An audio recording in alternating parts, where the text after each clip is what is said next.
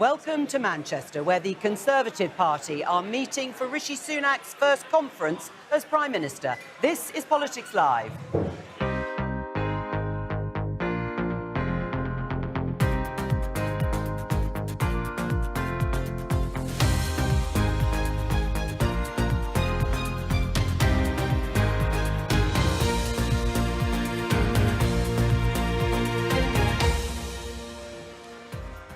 Joining me, former Conservative Cabinet Minister Dame Andrea Leadsom, The Guardian's political editor Pippa Crerar, political consultant and pollster Frank Luntz, and The Spectator's Katy Balls.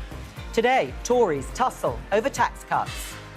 If we want an end to taxes getting ever higher, it is possible, but there aren't any shortcuts. I would like to see the tax burden reduced before the next election. Are you just here to cause trouble? And in the next few minutes, former Prime Minister Liz Truss will add her voice to calls for tax cuts. Net zero can't be something that's done to people by a privileged elite. We cannot force people to make the wrong decisions for their families. So is the party still serious about net zero? We're going to do things differently, we're going to change how we do politics, and that's how we're going to change our country. Can Rishi Sunak really be the change candidate at the next general election?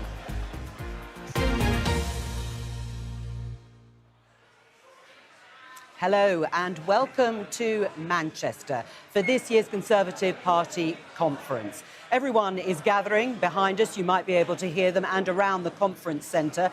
And we are inside the rather fine building that used to be a railway station, Manchester Central Railway Station. There's the scene outside. And talking of trains, one of the big questions, of course, looming large at this year's conference is whether or not the government, Rishi Sunak, will scrap the Manchester leg of HS2, the high-speed railway line. Still no answers on that. Nobody wants to give a definitive yes or no, so everyone is still guessing. Here, of course, inside the conference centre, people have gathered. The exhibitors are all set up and ready to go, and we have the Chancellor's speech later on today. And we'll be assessing the mood around this conference because the government, the Conservative Party, have been 18 to 20 points behind Labour. There was a poll very recently closing that gap, but we'll decide and speak with our guests here about how people are feeling. And let's start off with you, Andrea. Do people here still believe the Tories can win the next general election? Conservative MPs, absolutely, and the membership are really cheering up. Just this morning I was chatting to one of our colleagues in the House of Lords who was so optimistic about the future for UK PLC, and I share that optimism. You say MPs, but perhaps not the party faithful or activists gathered. No, I think people here, I mean, as my Chief of Staff said to someone yesterday, the mood is effervescent. There's a really good buzz. Yeah, there's a good buzz. And actually, you know, people are feeling, you know, now we've got a year to go till the next general election. There's no doubt this country cannot risk a Labour government with Sir Keir Starmer at its head. All right. And therefore, we've got to make the case for Conservatives. Pippa Crerar, do you think people here still believe the Tories can actually win a general election? Well, I wouldn't describe it as effervescent here. That's not Unless been you've had a my lot of take on it. champagne. Oh, possibly, yeah, Maybe possibly. that was last and there's night, a bit of yeah. maybe last night in the bar. No, I think that there are, of course, people around Rishi Sunak himself who have to believe that they're going to win the next election. And of course, there's all the caveats about it being a year away, about the expectation that the economy will start to improve, that inflation will come down to a more manageable level and that interest rates will start to turn down again. But despite all those caveats, I think that there is a general sense that we're in the end game, that this is the end of a political cycle, and that at the next election, the Conservatives are likely to be out. That's how you see it. It's the end game. I mean, this could be Rishi Sunak's first party conference as Prime Minister and leader of the Conservative Party, and his last, of course. Do you think there's anyone here who believes they can still win? I asked the question of people at the CPS event yesterday, and most of them thought that times are going to be difficult. I've been traveling the country. I finally got on the train. Oh. Your train system's kind of mixed. Whose fault's that? Well, never mind. But anyway, carry on. I'll leave that to somebody else. And I went to the north, I went to the south, I went to Scotland, Wales, and I got a chance to talk to average voters. And they are upset. But Labour hasn't won them over. And so what I'm saying to the Conservatives is, you got a real problem. getting people to vote again for you, asking for 5 more years. However, Labour hasn't convinced them to move. Lib Dems haven't convinced them to move. So I'm wondering if people actually stay home on Election Day. What do you think? You've assessed the mood here, Katie, amongst members and amongst MPs. A lot of MPs have stayed away. It's not totally unusual, but there seem to be fewer than I would normally expect to see here. Do you think they can still believe the Tories win? I think some people in the Tory party believe it. I think if you look, I mean, it's quite common, as you say, for some MPs not to come to conference. Others want to stay in their seats. What is the mood like at this conference? It's less bad than last year, you could say that. I think last year it felt a bit like a train wreck from, about day one with the U-turn from Liz Truss, and from there it really started to go downhill. It does not feel febrile. That's a word we love to use in Westminster, but it does not feel like that. It does not even feel mutinous, even with this growth rally with Liz Truss today.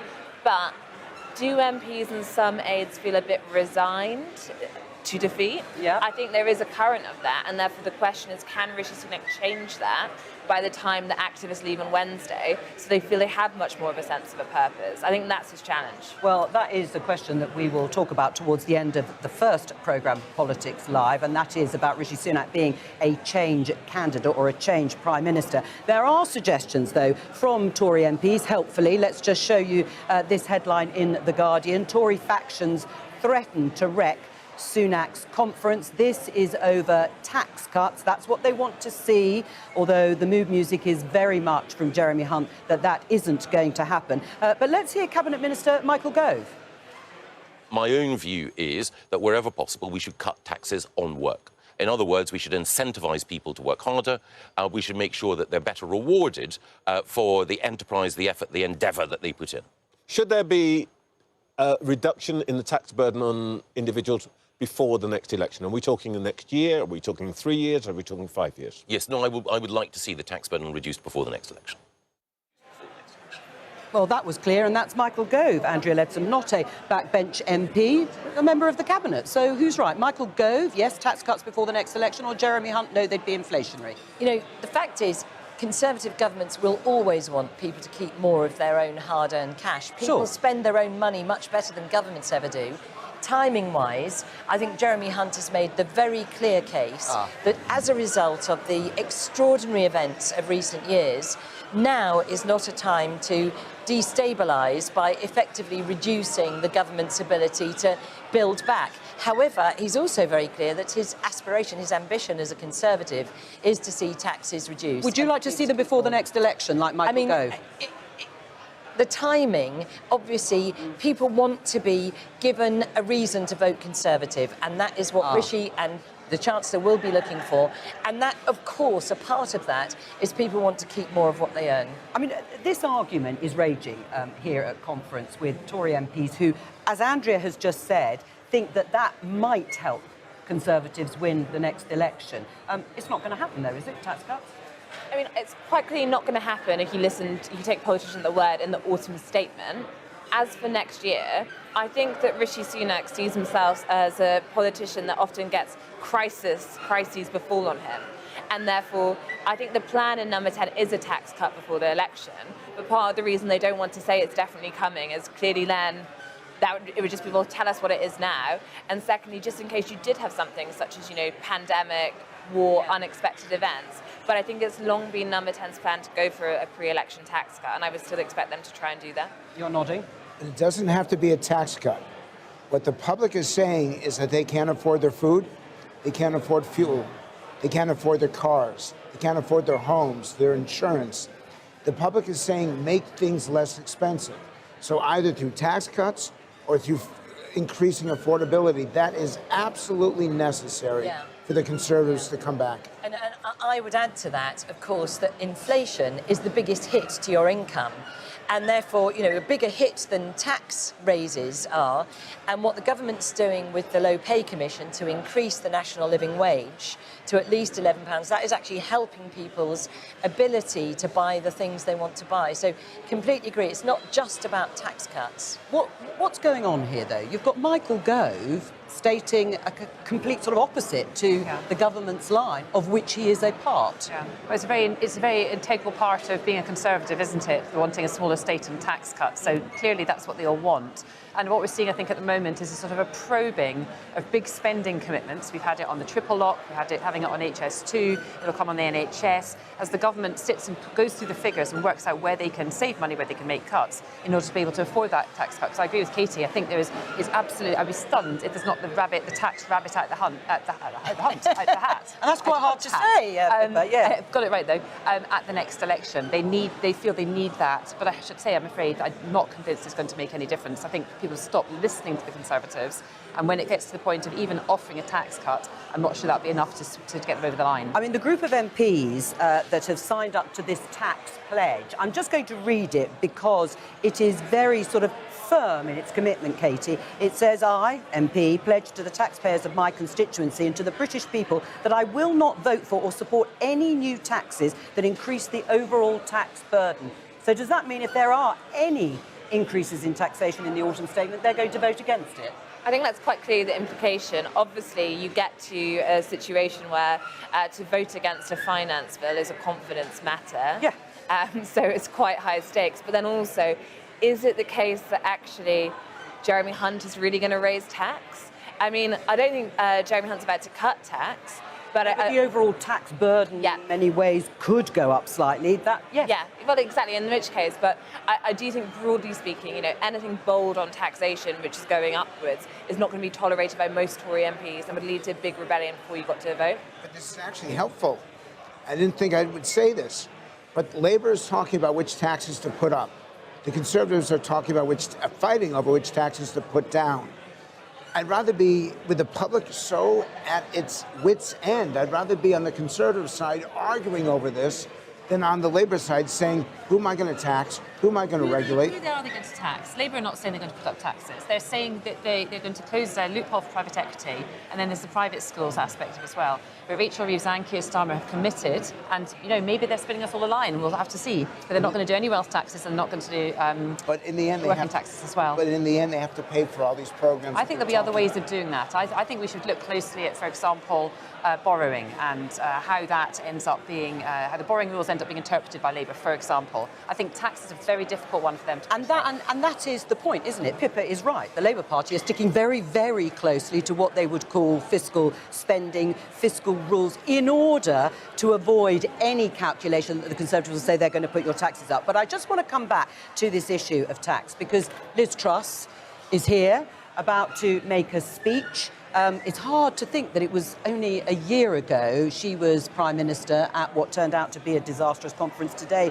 A year ago was when Kwasi Kwarteng, her Chancellor, stood up and ripped up the tax and spend rulebook. Do you welcome her intervention today, Andrea? Well, can I just answer the point you just made about... No, answer that first and then I'll let you do Keir Starmer. Okay. So, no, I think that actually what we need to do as the Conservative Party is to recognise that we need to make the case to the people of this country as to why they need to support the Conservatives to effectively create a better future for all of our citizens, to get inflation down, which is one of the Prime Minister's key commitments. So you wouldn't want to see Liz Truss making her speech today, calling for tax cuts, house building, fracking? What I do want to see is the Conservative Party, the members of Parliament coming together to focus on backing the Prime Minister's pledges to halve inflation, to stop the small boats, to cut NHS waiting times, to improve the economy for everybody. And he's absolutely invested in that, and I think we need to give him every support to do that. But you did say I could mention the fact that, under Labour, what they have done is they have said we're going to charge private schools, we're going to have wealth taxes. Oh no, we're not going to. No, they've said they will not have wealth taxes. But they first said that they would have them, and every single one of Keir Starmer's Labour manifesto he has now undone. All right. And all he wants to do is populist Well, we'll things. put that. And all of these issues that he wants to spend money on, he has now effectively got we no will put funding that for to them. all Please of do. the. We will Please do. to all the Labour MPs next week. I think we can show you pictures. This is the queue for the Liz Truss speech. It may be longer than the one for when she was Prime Minister last year. I couldn't say or judge. How much of a worry is that, Katie, for Rishi Sunak? So Labour clearly wants to make their main attack line. You've seen the banners at the moment, which is that Rishi Sunak is in Liz Truss's pocket. So on net zero, they like to point out that she made some of the comments previously. I do think if you followed Team Sunak, they really don't pay that much attention to Liz Truss. In fact, they find it quite an irritation that they would like to just ignore. But I think Liz Truss being here, Liz Truss making a speech on the one-year anniversary of the mini-budget is effectively a gift to Labour when they want to keep that link with Rishi Sunak going. I think in terms of Sunak, I think what's interesting here is what is the grassroots reaction? The grassroots rejected Rishi Sunak in the summer leadership contest. They didn't get a chance to pick him the second time around. And therefore, if it does look as though the Tory grassroots still prefer Liz Truss, and the jury's out on that, I think that's more problematic in terms of the authority he has. Well, and that is a very interesting point. What's his mandate? I mean, what's his mandate to do any of this? And I heard some of that from the voters as I was traveling the country. And their frustration is that they feel that Westminster isn't listening to them, doesn't hear them.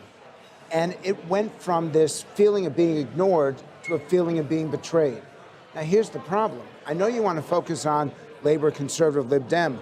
They're focusing on all of them, all of us, the media, pollsters, that we're all part of the problem and that we don't get their day-to-day concerns and we're not speaking to them. And it really frightens me because I saw a level of anger here for the first time. I'm used to it in America. I'm not used to it in the UK. Okay, what sort of anger? I mean, when you say what, people really angry with the whole political establishment or the Conservatives and the government? It's interesting because it's directed to Conservatives, but it's about crime. And no one's doing anything to stop knife crime. It's about immigration and the boats, or the fear that it's taking over their local towns and their high streets. It's about economic opportunity. And it's the idea that neither party, no one, is listening or doing anything about it. I don't want to make this an anti-conservative or anti-Labour or anti-Lib Dem. This is about a system that they think is failing them, and they're really agitated. Right, but you have a record. This is your record that Frank is talking about. That's what people are angry about. 13 years. People are completely understandably very upset. We've had the most global pandemic. We've got a war in Europe that we're trying very hard to why should they vote for you ever again? Well, because those things affected the world. Right across the world, residents, citizens are very upset with their governments because they feel their governments aren't solving their problems. And what Rishi has set out, I'll say it again, he's going to halve inflation. We're just going to interrupt. Let's just have a little listen to Liz Truss. Because in my view, we need more economics journalism and we need more GB News. Challenging the orthodoxy, broadcasting common sense and transforming our media landscape. So long may it continue. Also talking about things like tax cuts. What do you make? No, what is incredible that she's here, and it's sort of, I mean, you say unrepentant. I mean, I think that actually is the heart of the problem, that whatever her actions were at the time, and they've been poured over at great length, ever since she has stuck to this line that she was doing the right things. It was just, the media's fault, or it was the timing, or whatever her other excuses were.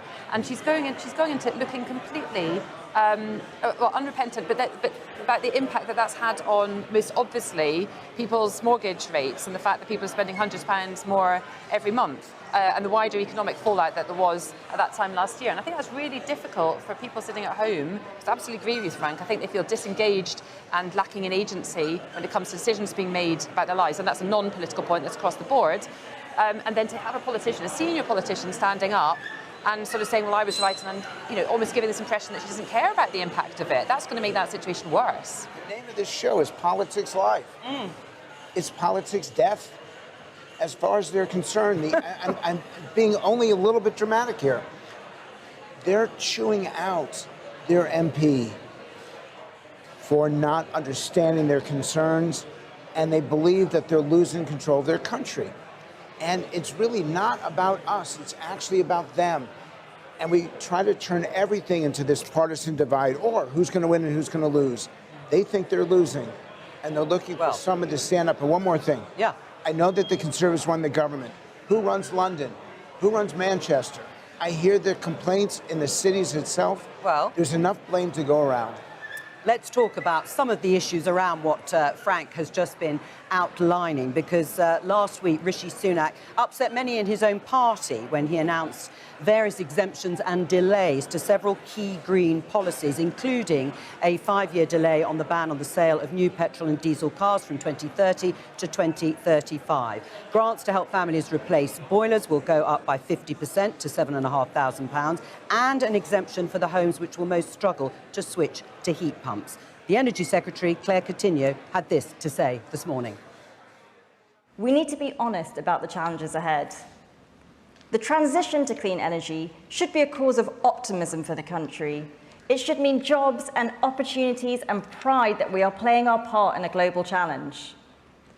However, for too many people, it had started to feel like an intolerable cost at a time when, after the last few years, they felt they could least afford it. Across Europe, we are seeing the consequences when the public feel that they are being forced into the wrong decisions for their homes and their families. If we are to succeed, net zero can't be something that's done to people by a privileged elite. We cannot force people to make the wrong decisions for their families. So that was Claire Coutinho earlier today at conference. We've joined by Tory MP Chris Skidmore, who ran the party's net zero review and signed the 2050 target into law. Welcome to you. Are you reassured by what you've just heard from the Energy Secretary? So Rishi Sunak has called for honesty around net zero, and that was everything the independent net zero was about. You know, understanding that there will be trade-offs, there will be costs. How do we balance that? How do we make it more affordable by ensuring that we put the right measures in place? But what we've heard today is a false narrative around net zero being sort of burdensome, costly to people. The reality is that no one ever said in the past, under Boris Johnson or Theresa May, that people would have to replace their gas boilers with heat pumps and have to pay extra for them. All we're saying is that when their boiler breaks over time, from 2035 onwards, they'll replace it with a heat pump. And that heat pump will have come down dramatically in cost, not least actually due to the fact of the £7,500 grant that's coming in. But the technologies are coming down, the cost of those technologies are coming down. And actually, to say that this is going to be a cost is being dishonest with the public. It won't be. It's just like any other transition. When you replace your boiler, instead of replacing it with another gas boiler, you're replacing it with a clean heat pump mechanism. You're replacing your car with an EV when the car comes to the end of its natural life. No one is saying this is a cut-off date. And to describe somehow net zero as being extreme is not right. It is proportionate. It is fair. That's why it's set to 2050, to make sure we've got this balanced approach. Frank, what do you make of what you've heard there from Chris? It's a false narrative being set by the government. It won't be burdensome or costly to hard-pressed families. What are you finding when you talk to people? The public wants both. They want a strong economy, and they want environmental protection. They want to address this country. What's different about the Conservatives here is that they actually get a fair number of environmental voters, thanks to David Cameron and what he put into place for this first 5 years. And they're saying, don't make life more difficult. Don't make it more expensive. Don't make it more expensive through gas remaining on the grid. Uniquely for the UK, 80% of our heating system is gas. And the reality is, as calculations have shown, keeping people on gas boilers is going to cost £8 billion over the next 10 years because we're not keeping people on expensive fuel systems. And that's what people need to know, then you have to counter now. But you have to break it down on an individual basis. No one understands billions or trillions. It's too big. They understand what they have to pay every single month. They know that they have less and less money at the end of the month, and they're just trying to get by. But they still want to keep this country clean, green, and healthy. Is Rishi Sunak's watering down, as critics would call it, of net zero targets a vote winner? So it's quite interesting. When I sort of heard the rhetoric coming out of the Prime Minister's mouth during the speech, I thought this is a real rowback. Now I've had time to actually analyse the detail of the policy measures that have come in, including the electric vehicle mandate, which sets out 24%, going up to 80% of EVs. In Theresa May's words, nothing has changed. And actually, the Net Zero review was very clear. From 2035, no new gas boilers with exemptions, obviously historic properties in the countryside. They just define these exemptions as 20%. When you look at EVs, we always had exemptions from 2030, and what they've done now is to define exemptions as 20%. Actually, the policy's unchanged. So my concern for Rishi Sunak is when we get back to Parliament, the Net Zero Scrutiny Group, the Craig McKinleys of this world are going to say, hang on a second, you've sold us a pup. Actually, it's made everyone unhappy. It's made people like myself unhappy because it's going to cost us billions of pounds worth of inward investment when internationally people are saying, what is the UK doing? There's no stability and certainty and clarity of policy judgment. But it's also going to make those people who are anti-net zero unhappy because actually there's no change. Is this a miscalculation then? I mean, it's just rhetoric. Nothing has changed. He just spoke for the last 2 minutes, and I have no idea what you just said. And I've got a DPhil from Oxford. I don't know. All I know is he's trying to address something in a common sense approach. He's trying to make everybody happy. I don't think he's going to make anyone happy by doing it. But in the end, it needs to be a balance. Has there been a change? Or are these just straw men that have just been put up by the Prime Minister because he found the election, the by-election of Uxbridge and South Ruislip at the beginning of the summer on the issue of the ultra-low emission zone being expanded, which would cost motorists with those cars that don't meet the requirements would be paying more. And he thought, this is it. Look, Chris and I work together in BEIS. We're both passionate about net zero. The Prime Minister is passionate about net zero. What we're talking about is the Prime Minister wants to focus on getting there at a minimum cost and hassle, life-changing, disastrous impacts on people in our country. That's what he's setting out. That is entirely sensible. The UK has done more to decarbonise since 1990 than any other, apart from one other country in the G20. We're awesomely far ahead. But actually, even quite apart from the net zero argument itself, the climate change argument, it's also the way that the UK can make our fortune in the future. Because net zero can offer about 3 million jobs in green industries, ranging from apprenticeships all the way up to brilliant science, right across the United Kingdom. So it's a fantastic business opportunity. Well, let's talk about something else before I come to you, Pippa, that he talked about in his interview with Laura Kunsberg. He said he wants to stop the harebrained road calming and safety schemes, including 20 miles per hour zones, to end what he says is a war on motorists. But why have you waged a war on motorists for the last 13 years? Well, there's a very technical issue about what, for example, Sadiq Khan is doing. Oh, no, hang on a second. He said he wants to end the war on motorists. So clearly, you have waged a war on motorists for the last 13 years. That is not the case. And well, what are you ending then? So what the Prime Minister is seeking to do is to enable people who have no choice because the bus network isn't up to it. These are local authorities, many of them Labour-run, who decide on what buses to support, to put on, or their private sector bus networks, etc. People need to use their cars, and what the Prime Minister is saying is we need to enable people to continue to use their cars. Well, using their cars, but do you agree with him that it's harebrained to have these 20 mile per hour speed zones? It depends where. I mean, he's talking about a specific context. So outside a school, no, of course, 20 miles an hour is very sensible when children are running around. But outside a sort of a residential area along a relatively main road, then that is a harebrained scheme. Yeah, so it depends on the context. Right, because in your constituency, though, the thing is, Andrew, in your constituency, a speed limit on a key road has been dropped from 40 miles per hour to 20 miles per hour, and you lobbied National Highways in support of this. We have the letter here. It's clear that with traffic calming measures, a lowered speed limit and appropriate signage to be used to deter HGVs from going through the centre of Towcester. This will prevent the A5 from being used as a rat run, and once the relief road is up and running, encourage them to use as their main route. You were in favour of lowering. That's a whole different... honestly, the centre of Towcester is extraordinary. It's an old Roman road. Isn't it, in one's own constituency? No, it's not. No, the point I'm making is it depends on the context. The context of Towcester is you get HGVs using the A5, a central town road, when the M1 and the M40 are shut, and you get HGVs together using their air brakes in the middle of the night with people living in houses and flats above shops. Do you support Rishi Sunak? But do you support? All right, I take a bit of the context, but do you support Rishi Sunak's push to end what he says is a war on motorists? Absolutely. Motorists have to use their cars until such time as they don't need to use their cars, or we have fully rolled out electric cars and therefore there's no pollution impact and no cost impact. Of course, there must not be a war on motorists. And to suggest you're asserting that that's therefore been the government's war. Well, it has been, because you've legislated for them to do things that would bring them into line on air quality targets. Local that would bring them into authorities are line run by different political parties. Well, yours is a Conservative Sadiq Khan decides on the ULEZ across the whole of Greater London. He has a war on motorists. Andy Burnham wants to do the same here in Manchester.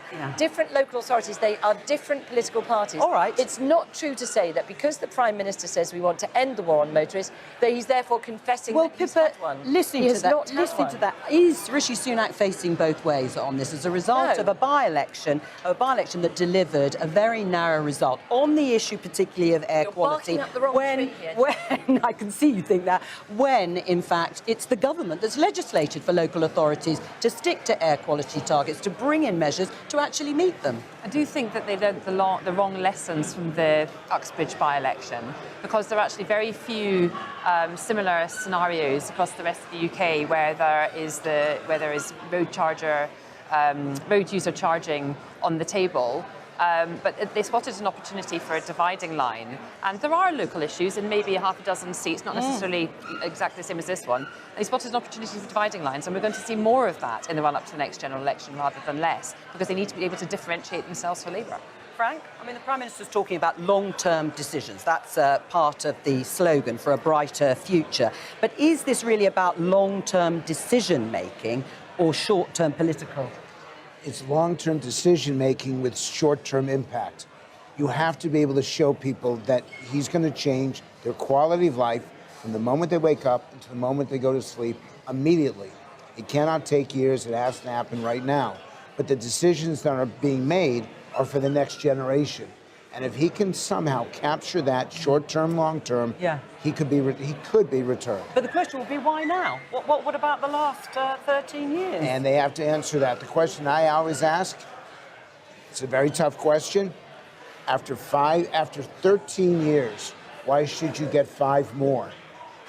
And that's the question that the Conservative MPs are going to have to answer.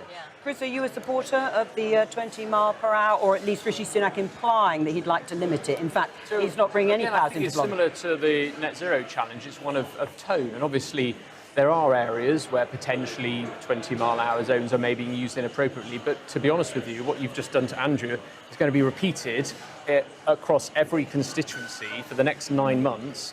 I personally ran a campaign for 10 years called Justice Ross Sinclair. It was two couples, a couple died in my constituency in an area where I fought to get road safety measures. And I just think emotionally, this is cack-handed when it comes to actually, are we going to continue this? Are we going to turn our faces against road safety? No, of course we're not, because it covers schools. But the challenge is actually, even what the Prime Minister's done is just release new guidance. He's not anti-20-mile-an-hour zones, but he came out of the blocks to say this is a war on motorists. So I just think it's a massive overshoot.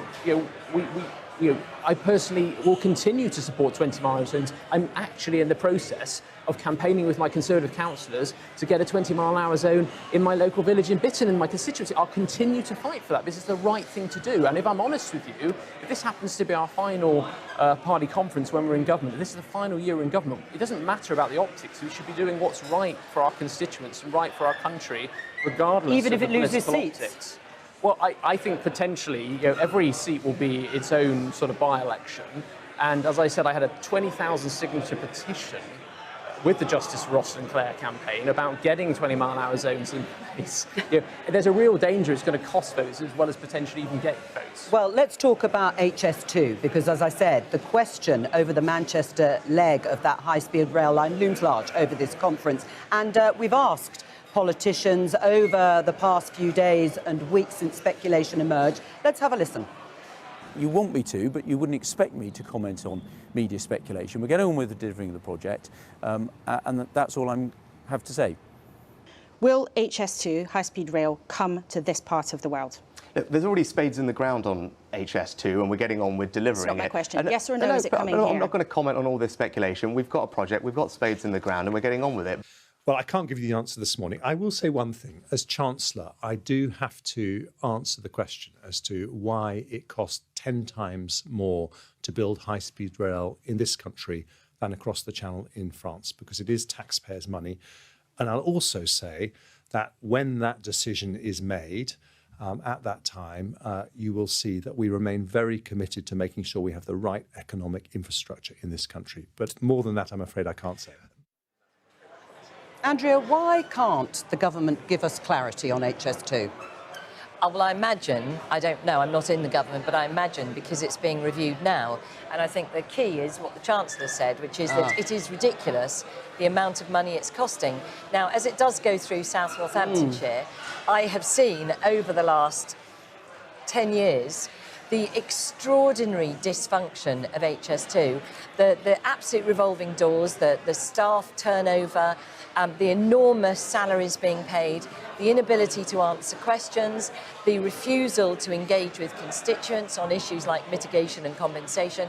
So I'm not a fan. I mean, I think the process has been diabolical, and I think there's something fundamentally wrong with the way that government sponsored, i.e. taxpayer-funded projects are managed. Right. I mean, if anything says levelling up, which, of course, was the phrase largely of Boris Johnson's government, surely it's this project. It's HS2, going from Birmingham to Manchester and then linking up northern cities. Well, that's levelling up. No, that's the problem for the government, though, is that it has become symbolic of levelling up. And one of the reasons I think why it ended up costing so much is because the first leg from London to Birmingham, half of it, more than half of it, 90% of it is tunnelled under Conservative seats because MPs like Andrea objected so much. That's fine. If that's a decision that you want to make, that in terms of where you spend the money, that's fine. But the levelling up bit's become symbolic of it. And already, I think, because that was Boris Johnson's one of his key promises when he was elected in 2019. And already people are feeling that that levelling up hasn't happened, partly because it was ill-defined. It was whatever people wanted it to be. And it feeds into what Frank was talking about earlier about sort of broken promises and people feeling that delivery hasn't followed the promises. And, you know, that's not necessarily a reason to continue with it in its current form. I mean, there are legitimate arguments for looking at the route, about whether you sort of focus more on east-west, whether you come down from Manchester and go south. But symbolically, politically, it's going to be really difficult for the Conservatives to scrap that whole northern leg of it and get away with it. We need you in America. When you get tired of doing the BBC, you got to come to the States. When shall I come? Wait. Now. I'll get the flight. Now. Oh, you're talking about HS2. What about Heathrow? Heathrow is not big enough. The economy is expanding. You want London to be the gateway to the rest of the world. You want London to be the centerpiece of business and innovation. Why not focus on Heathrow? We're right above the Heathrow Lounge. I talk to every MP that I see. You need another runway. And you can do it intelligently. You can do it efficiently. You can do it environmentally carefully. You need this for 10 years from now and 20 years from now. Why not? Why not? Well, I think the challenge here, and Frank he touched on it earlier when he pulled me up about, we're talking about a level of detail, which obviously most voters won't be interested in the basics. Are you with us or against us? Are you sort of going to be making the next 5 years better for me and my family? The narrative, I guess, here more broadly is, we've been in power for 13 years. You committed to this 13 years ago, and now you're deciding not to do it. And you're deciding, having committed to net zero, that you're not going to do it. Now, having committed to taking forward road safety measures, you're now deciding you're not going to do it. It's a fundamental question of trust. Not only is it, we should be standing up what we're for rather than what we're against, but equally, if you're a voter and you're saying to a party, right, you've decided to spend all this money, my taxpayers, billions of pounds worth of my money that could have gone elsewhere into other projects, and now you're deciding to not commit to that. What does that say about your own ability to govern? We're going to talk about that in just a moment. Thank you very much, Chris Skidmore, for joining us. We're going to talk about Rishi Sunak painting himself as the change candidate. Let's have a listen to a bit of his interview with Laura Kuenssberg yesterday. I'm going to set out a direction for our country that will lead us to a better place, but that involves doing things differently, that involves bringing change, but that's what I want to do. I want to bring the change, and that's what the country wants. We're going to do things differently, we're going to change how we do politics, and that's how we're going to change our country. Rishi Sunak talking about change. I think he said it a dozen times. I suppose if you say it enough, you think you can convince yourself it'll happen. How can he be the change candidate? It's very difficult. He knows he cannot do the status quo. He knows that he cannot represent the last 5 or 10 years because the people are uncomfortable, anxious, and very unsure of the future. But by the same token, he's provided a level of stability that the public is looking for as well. I keep seeing it as a glass half full, a glass half empty. But I would say to him, as the language guy, don't say it, show it, and be it. If you say it, it's not true. If you show it, you'll develop credibility. Andrea? Yeah, I think that's absolutely right, Frank. And certainly, I think the Windsor Agreement with this issue with leaving the EU. Well, this was over the Northern Ireland trading arrangements with Great Britain. Protocol. Yeah. And, Rishi took a really tough decision there. He got on personally negotiated behind the scenes and has found a way forward that can work to what was seen as an intractable problem. So I think you're exactly right, showing that you can make things work. Can you give me another example? Where's this change? So what's transformative that's coming down the line? I think the other thing where he is showing he can make things work is the net zero decision, is to say to people, look, I get the fact that net zero cannot simply wreck your life.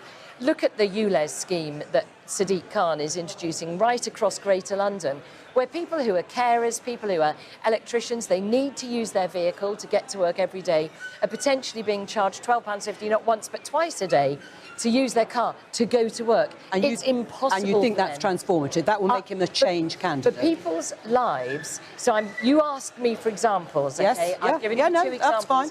And it's that kind of thing. Okay. I'm not saying that's enough, so don't put words in my mouth. No. But it's that kind of demonstrating that you can be the change that gets the problems that people have. All right. HS2 is another example. People don't want. Well, we don't know what the decision They is. want trains and buses. Well, I think we can see which. Andrea, do you know something we don't? They're going to scrap it. No. Okay. Just thought I'd check. Yeah. Pippa, is it really credible to be a change candidate? I mean, he was Chancellor before that. It's true, he only came into Parliament in 2015, but he's been part of Conservative government since the...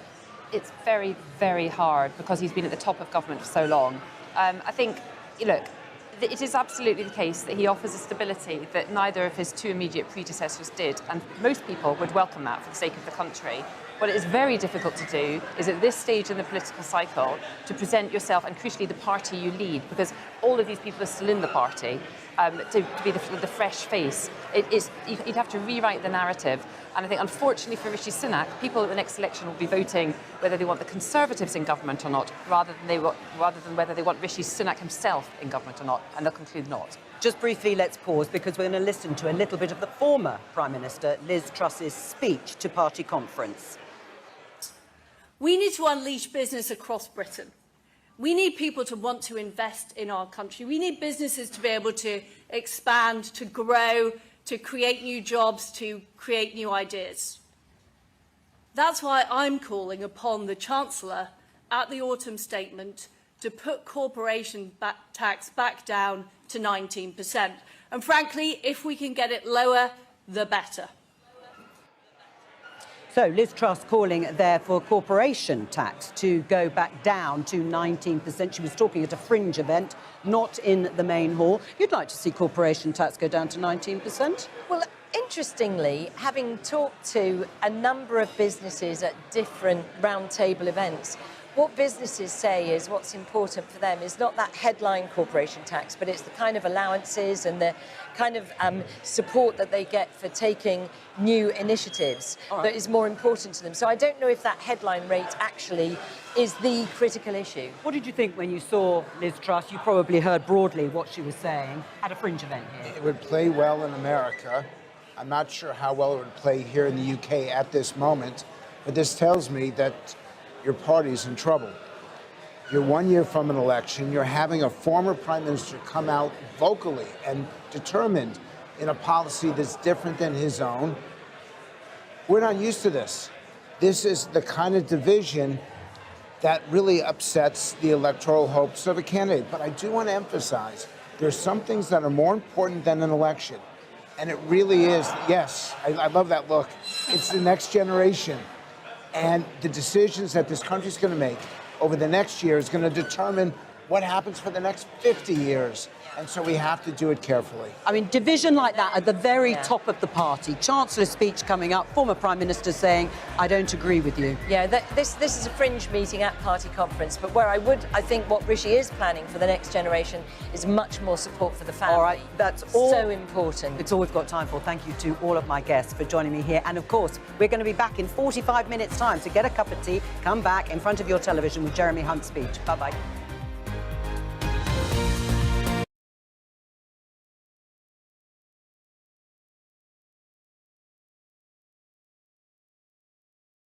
You heard the lady grab a cuppa and coming right back with the speech. I mean, I could play it right now, but then it'd fuck up the old title. I'll be back in a minute anyway. New title. Jeremy Hunt, the cunt speech, etc. So go and put the kettle on.